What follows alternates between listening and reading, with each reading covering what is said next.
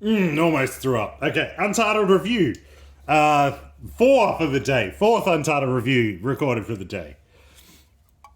Tempus 1 Berry Prosecco Soda Flavour. 4% alcohol, 330ml.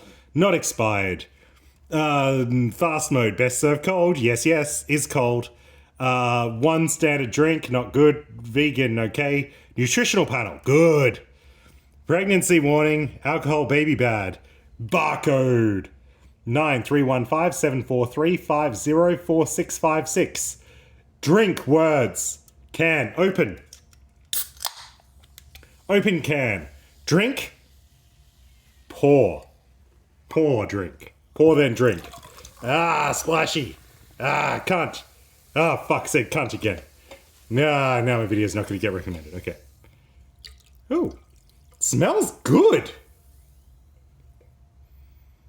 Okay, my speedrun's been derailed. So this is now just a regular video. It smells good. I wasn't expecting that. The reason, I was happy to speedrun these is they've all been dog shit so far. This one smells really good. What flavor is this? Berry. I guess the berry flavoring really overpowers the dog shit smell. Yeah, it smells good. I can still kind of detect the off garbage smell, but not so much. All right. It looks fairly clear. Oh, what's the word at the bottom here where it's this one is like wine but fruity. Interesting. Which I'll go for. Anyone who's ever called a wine fruity is a piece of shit and they're just making things up. Yeah, this smells good. Oh, it's going to taste dog shit, isn't it? All right, let's see. Hold on. Let's give it a taste. Oh. Doesn't taste terrible. No, it's fine. All right. Let's give it a second taste. That second impression. You know what they say? First impressions, almost always right. Second impressions, feel bad.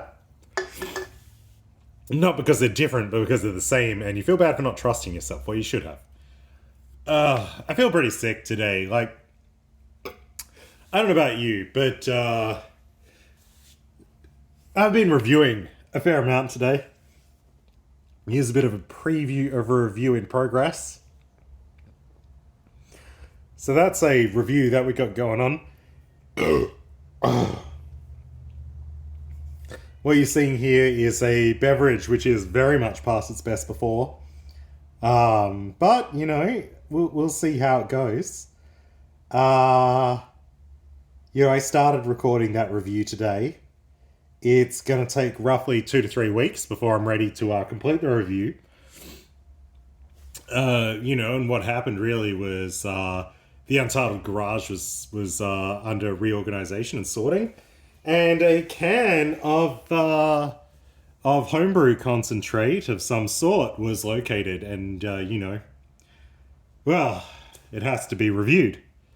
It's a little rule I have. Everything must be reviewed. And we're getting there. We're getting there. One object at a time. But, it's happening. And, I know you guys appreciate this channel for its long-form content. Other channels you can get a quick, let's just review it and get on with it sort of thing. But, here at Untitled, we're a bit different. We aim to provide, it's not just a review. I mean, it is, but it's not. It's also, checking in. It's like, how you doing, man? You want to hang out? Me, you, some friends, just chilling out, having a drink, being bros, and that's what this channel's all about. It's just a bunch of friends hanging out. And that's what we really try to capture here. It's just it's like you and a few of your friends broing down. When I say broing down, it is what it is. So we're here in the Untitled Garage, and we're reviewing this can that's empty now. It's not very good, but yeah, but it is there. So let's take time to check in. How's everyone doing? What have you been up to lately? Why don't you post in the comments what you've been up to lately, and I could potentially reply to that in one of the next videos. This is going to be the last video for the day. This is not going to be fucking today, but another day. I might do that. Now, this particular review over here, this project that's going on, you know, you can see here that vapor lock. I think it is slowly shifting. I was a bit concerned that the yeast would have been dead after 15 years of sitting in the packet, but I think I've seen that water level moving. So, you know, maybe it's not. Maybe it's not. We will seesville, baby doll. Let's zoom out. Zoom out. Out. Oh, it is zoomed out. Wait a minute. In. Out. Okay, it's zoomed out. Okay, that's cool. Let's focus back here. Don't pay too much attention over there. That's doing its thing. So, you know, we're hanging out here in the Untitled garage. Burping, hanging out. You know, maybe doing some gardening. We're not going to be doing any gardening right now, but, you know, do you ever do any gardening? You know, Untitled's Review did some gardening recently, and one of our sister channels, Pickle Reviews, reviewed the product of that garden. It wasn't favourable. I feel that the review was a bit unfair. It was, you know, the person was comparing it to things they might want to eat. I'll post a link to that review in the comments. Because, you know, I just... Let's consider this a bit of a response video. You know, the person was like, these pickles taste like dog shit vinegar that you got out of the toilet after shitting in. And I just want to say, you know, it was cheap vinegar. But I feel it was a bit harsh. And, you know, they said it was like the saltiest thing they've ever consumed, and they once ate a heaping bowl of salt. You know, that's probably true. You know, with that particular jar, I was following this recipe that I found online, which suggested like 1-to-1 a mix of vinegar, like 1-to-1-to-1 a mix of vinegar, salt, and water. So there probably was more salt than there should have been. And, you know, fuck you recipe site that was probably like generated by like ChatGPT or some shit. That's on them. It shouldn't impact my review just because it impacted my product. Have you been unfairly dealt with because of what you did because of an AI that wasn't your fault? You know, post in the comments, tell me about that, because, you know, that wasn't my fault. And it may or may not have been an AI's fault. Like, it was someone's fault. It was some website I looked at and didn't look any further. Also, with it like, oh, this is the most vinegary thing in the world, the most salty thing in the world.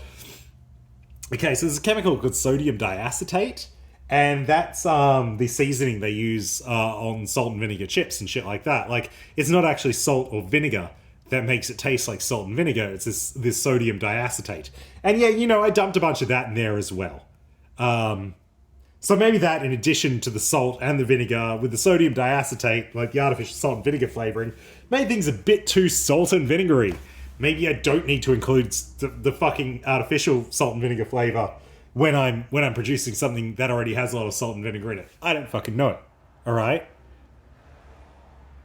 Like, yes, I have a PhD. Yes, I mention it whenever I fucking can, but it's not in fucking salt and vinegar science. God fucking damn it. Oh yeah, I'm doing a review. Okay, let's get back to the review for just a second. Just a second. Smell bad. Smell bad. Let's put it in frame. There we go. Good. Good. So, the pickle reviews. Fuck you. But also, I want all of my subscribers, everyone on this channel, to check out pickle reviews. Give them a like, give them a follow, give them a watch. The pickle reviews guys is a top cunt. He's just wrong about what he was reviewing because he didn't take everything into consideration.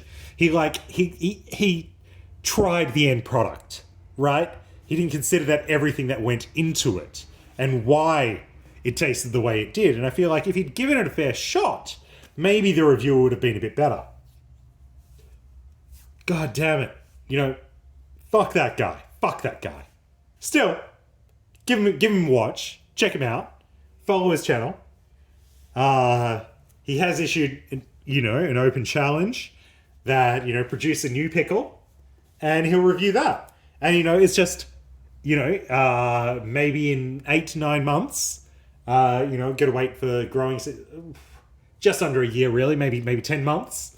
Maybe in 10 months or so, I'll be able to, maybe in 10 months, I'll send over another sample for review, and we'll see, and I won't fill this one up with sodium diacetate. Maybe I will. Maybe I'll leave the other shit out and just drown it in sodium diacetate. I probably won't. Sodium diacetate's way more expensive than just using actual salt and vinegar. But do this as an experiment. Get your chips. Like, get a plain chip. Make it yourself, and then add salt and vinegar. Then get another plain chip you make yourself and dump sodium diacetate on it instead. Taste them both. Which one tastes more like salt and vinegar?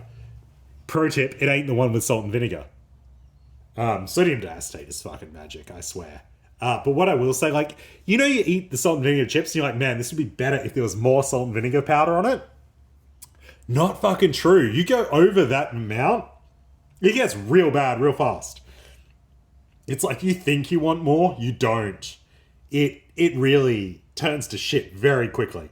It's actually quite interesting that it goes from oh, this is salt and vinegar to, oh god, I need this out of my mouth, what the fuck?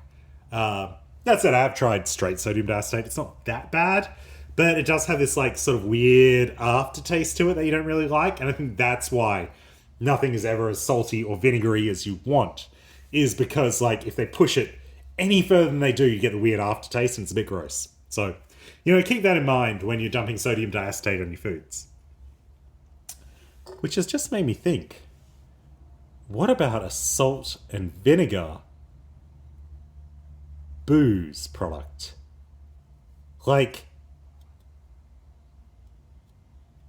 so here's the thing.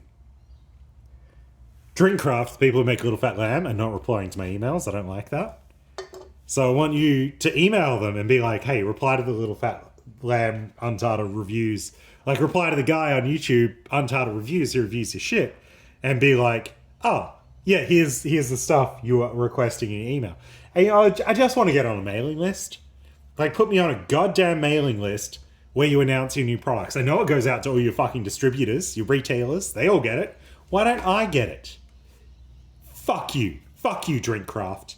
After all I've done for you. I've taken your product from shit that I saw homeless people drinking outside the liquor store to people to a time where I see homeless people and me drinking it outside the liquor store.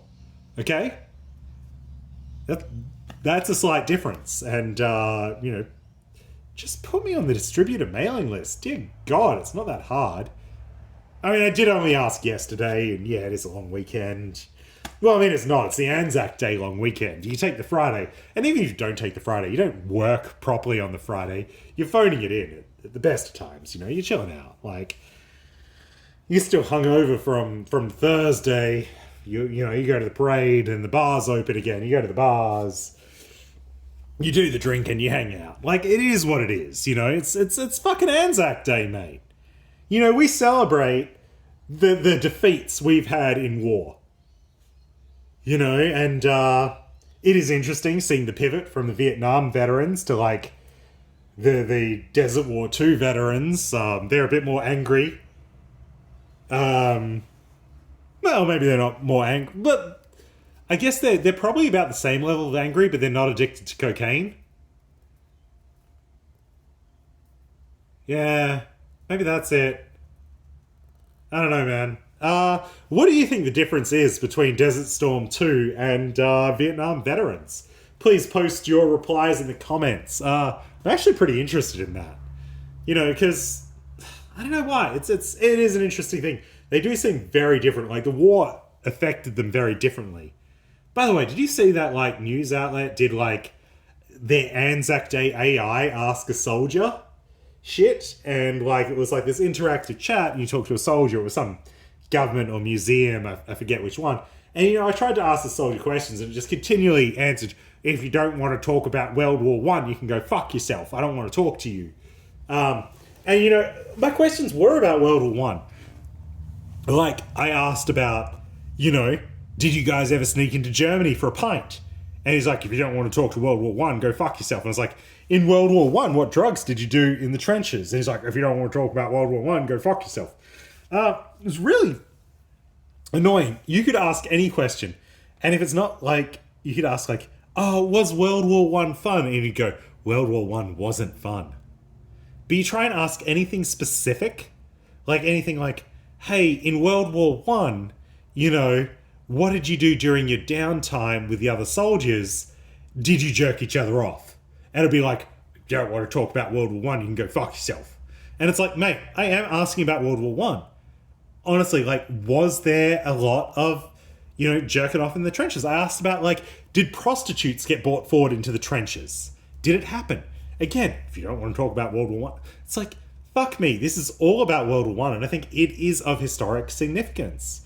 Just because it's not painting, like, the image of, like, this honourable Christian soldier sitting in the hole dreaming of home while rotting away and never firing a shot into another person. You get all this fucking bullshit about, well, you're not asking about World War One. You know what? I am. And I do have questions about World War One. I do want to know, were prostitutes brought forward into the trenches? I know cocaine was completely illegal at that time. Was there a lot of cocaine done in the front lines? What was the level of cocaine consumption from the front lines back? Did military rations contain cocaine? The Germans, were they bros? Like, yeah, you're all fighting in a war, but there was that, like, thing where you took a break and palled around for a bit. Like, were they generally pretty chill? Did you, like, what was their situation? Did they have cocaine? Were they jacking you off? Like, what was the sitch? What was the hookup culture like? There's a lot of questions, and that, like, ask an AI soldier to celebrate this Anzac Day answered fucking none of them. And, I'm not happy about that. Not happy about that. I've got a lot of feelings on this issue. Let's try drinking this. Oh, aftertaste. God damn it. Aftertaste fucked me. That's gross. 1 out of 10.